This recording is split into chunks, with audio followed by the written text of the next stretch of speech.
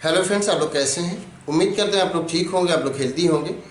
फिर से क्वेश्चन किया गया है कि जो एनएरोबिक रेस्पिरेशन होता है वो हमारे हमारे जो मसल्स हैं उनके लिए हार्मफुल होता है, तो फिर हमारी बॉडी में एनएरोबिक रेस्पिरेशन क्यों होता है? तो एनएरोबिक रेस्पिरेशन हम जानते हैं कि ऑक्सीजन की एब्सेंस में होता है। एरोबिक रेस्पिरेशन जो होता है वो ऑक्सीजन की प्रेजेंस में होता है, और रेस्पिरेशन का रिजल्ट ये होता है कि हमें एनर्जी मिलती है। एनएरोबिक रेस्पिरेशन से भी हमें एनर्जी मिलती है, लेकिन उससे बहुत कम एनर्जी मिलती है अगर आप उसको एरोबिक रेस्पिरेशन से कंपेयर करेंगे। तो जो एनएरोबिक रेस्पिरेशन होता है वो हमारी बॉडी में तब होता है जब अगर मान लिया जाए कि हम कोई अब इस तरह से कोई वर्क कर रहे हैं जो हमारे मसल्स पर बहुत ज़्यादा, हम अपने मसल से वर्क लें। जैसे हमारे पैर के मसल्स हैं, अगर हम बहुत ज़्यादा दौड़ें तो उसमें ये होता है कि उसको ऑक्सीजन की ज़्यादा नीड होती है, क्योंकि वहाँ पर उसको एनर्जी की नीड होती है। और ऑक्सीजन की ज़्यादा नीड होती है क्योंकि रेस्पिरेशन रेट बढ़ जाता है, तो फिर उसके लिए ऑक्सीजन की ज़्यादा नीड होती है। लेकिन कई बार ये होता है कि हम इतनी देर तक दौड़ते हैं या इतना तेज़ दौड़ते हैं, इतनी देर तक दौड़ते रहते हैं या इतना वर्क करते रहते हैं कि फिर हमें जो ऑक्सीजन की सप्लाई है फिर भी कम पड़ जाती है। तो जब तब ऑक्सीजन की सप्लाई हमें कम पड़ जाती है, तब हमारी एनर्जी कम पड़ जाती है वहाँ पर, तब वो मसल्स हमारे एनएरोबिक रेस्पिरेशन भी करने लगते हैं ताकि वहाँ पर एनर्जी मिल जाए।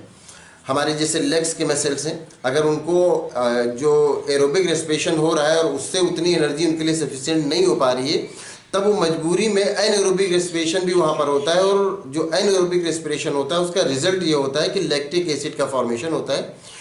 और लैक्टिक एसिड के फॉर्मेशन से ये होता है कि हमारी जो मस्कुलर क्रैम्प हो जाता है, मतलब हमारे मसल्स जो है बहुत और भी ज़्यादा थके महसूस करते हैं, बिल्कुल पैरालाइज महसूस करते हैं, उनमें खिंचाव और उनमें ऐंठन सी महसूस होने लगती है। तो ये असर होता है लैक्टिक एसिड का।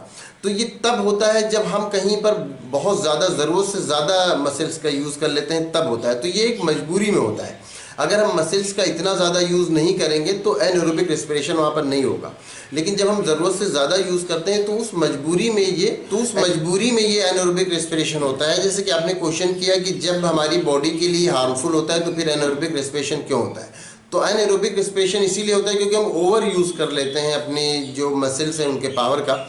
तो उससे क्या होता है, जब उसको ज़रूरत भर की ऑक्सीजन नहीं मिलती तो फिर वो जाहिर सी बात है रेस्पिरेशन का वो तरीका अपनाता है जिसमें ऑक्सीजन की नीड ही नहीं होती, तो तब वहाँ पर एनएरोबिक रेस्पिरेशन किया जाता है। तो इसीलिए एनएरोबिक रेस्पिरेशन हमारी बॉडी में होता है, क्योंकि वहाँ पर उसको ज़रूरत पड़ जाती है, वो हमारी बॉडी का वो पार्ट, अब उसके पास कोई रास्ता नहीं बचता, तब वहाँ पर क्या होता है, एनर्जी के लिए एनएरोबिक रेस्पिरेशन होता है, जिससे लैक्टिक एसिड का फॉर्मेशन होता है और हमारे मस्कुलस जो होते हैं हमारे जो मसल्स होते हैं वो और भी ज़्यादा उसमें ऐंठन होने लगती है और उसमें बिल्कुल पैरालाइज से महसूस होने लगते हैं और हमारे लिए चलना फिरना मुश्किल हो जाता है। फिर उसके बाद क्या करते हैं, मुझे तो गर्म पानी से उसको वहाँ पर वॉश कर लें या फिर उसको मसाज कर लें, तो उससे क्या होता है कि वहाँ पर फिर ब्लड का सर्कुलेशन बढ़ जाता है, और ब्लड का सर्कुलेशन बढ़ता है तो ऑक्सीजन की सप्लाई बढ़ जाती है, और जिससे क्या होता है फिर दोबारा हमें फिर हमारे जो मसल्स हैं वो वर्क करने लगते हैं ठीक से, और वहाँ पर लैक्टिक एसिड जो है वो ख़त्म हो जाती है। तो जो आपने कहा कि एनएरोबिक रेस्पिरेशन क्यों होता है हमारी बॉडी में, तो वो एक मजबूरी के तहत होता है, क्योंकि वहाँ पर हम मसल्स को ज़रूरत से ज़्यादा थका देते हैं और उनके पास एनर्जी नहीं बचती है। तो उम्मीद करते हैं आपको आपके क्वेश्चन का आंसर मिल गया होगा। अगर इसमें किसी तरह का कोई कन्फ्यूज़न है या कोई और क्वेश्चन है तो आप पूछ सकते हैं। Thank you.